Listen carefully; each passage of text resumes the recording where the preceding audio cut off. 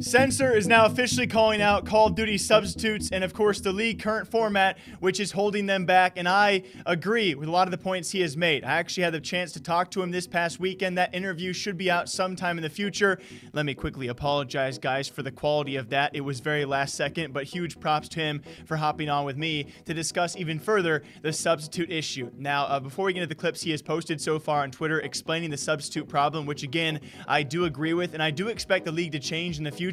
And we should be seeing a lot of changes revolving around the sub spot. I have held back so many times on making videos about these substitute players. Censor has been a talking point on this channel, but I have held back on making videos about other particular sub players out there who maybe the spot, you know, to some eyes out there was wasted on. I don't want to burn those bridges, but it really sucks sometimes where I hold back from making videos because I don't want to burn those bridges, but the talking points certainly should be, you know, talked about. And so if you guys want those in the future, please do me a favor, you know, leave a like or leave a comment down below, because I do believe there are plenty of Call of Duty subs where this spot was wasted, and plenty of people out there who underestimated, myself included, how much these subs could actually impact the game. I cannot wait for year 2, how the league changes, how subs can be used, and of course how teams change the subs they actually buy and pay that minimum salary. So here's what Censor had to say, guys, about the current CDL sub format and how it's pretty broken for subs like himself. But I want to talk a little bit more about this sub situation. So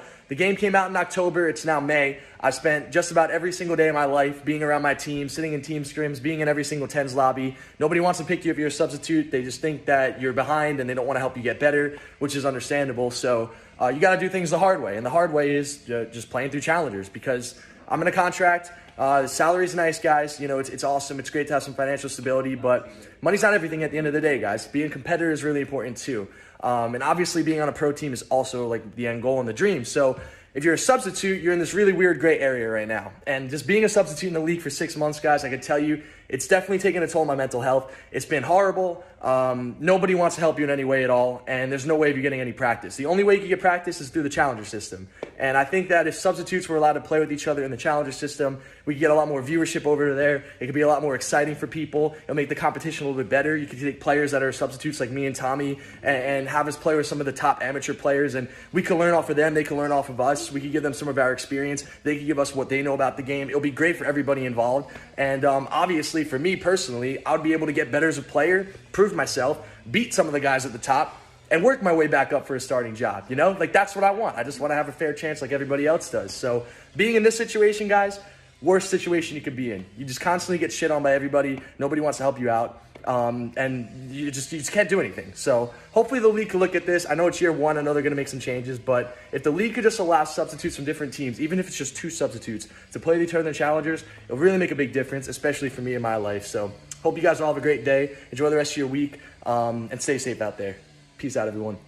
Hey guys, the Challenger Cup is today, which is really important. I'd love to play in this tournament, live stream it. I'm really excited. I had this really awesome team that I wanted to play with, that I was really confident in going into without any practice. They hit me up yesterday asking me to play with them. I told them yes. I spoke with my owner about it. He said all that he needs from me is the team name and to confirm that there's no pros on the team. So I gave it to him. I signed up for the tournament, but I got notice yesterday from the league that legal has to approve of the team in order for me to compete in the tournament, and legal doesn't work obviously 24 hours a day. So unfortunately, I'm not allowed to play in the Challengers Cup this weekend. So it's kind of upsetting. I mean, if you just go on gamebattles.com, you'll clearly see that the 4 players I'm playing with are not professional players. It's really easy to spot this stuff, but I don't know the process. I'm not a lawyer, guys, so unfortunately I can't play. So I'm just gonna enjoy the day. I'm gonna make content with my girlfriend. I have this really banger YouTube video coming up today, which I'm really excited about. I'm gonna be live streaming. I'm gonna be full content mode for a little bit, and hopefully I could compete sometime soon. So yeah, I'll keep you guys posted with it. Have a great day, everyone, and peace out. And you know, when a guy like Crimsix also responds about this, him trying to clarify when it came time for their roster, they let everyone know beforehand, hey, if you're going to be trying out for a sub spot, you most likely actually, you know, nearly 100% will not be contending for the starting 5. You know your spot, you know your role, you help us when we need you, but you will not be a starting player on this team. And, you know, therefore, a lot of players, like he said, 10 plus players, just didn't consider it at all. You look towards the Huntsman. It was a bit of an interesting case as well, because you got a top player out there like General also on the bench. You got to imagine he probably knew going into it he likely was not going to see the starting 5.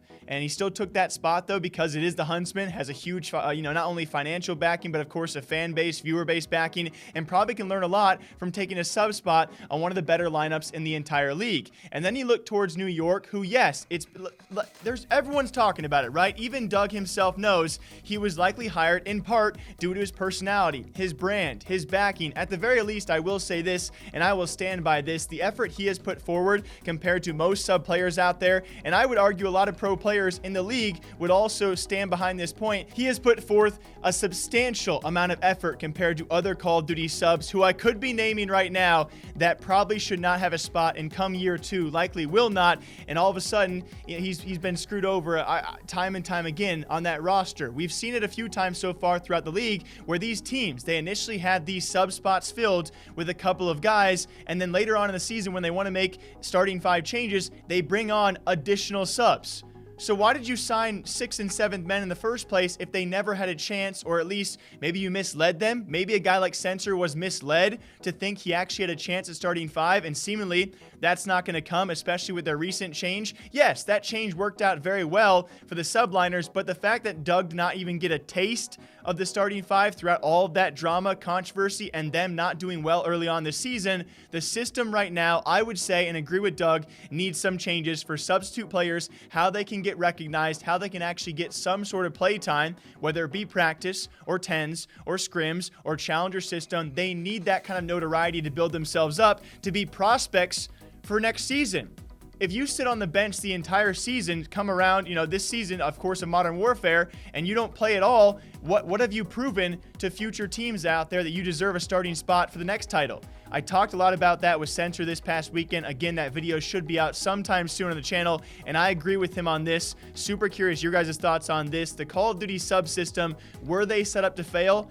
I think some teams set up some players to never even have a chance to play.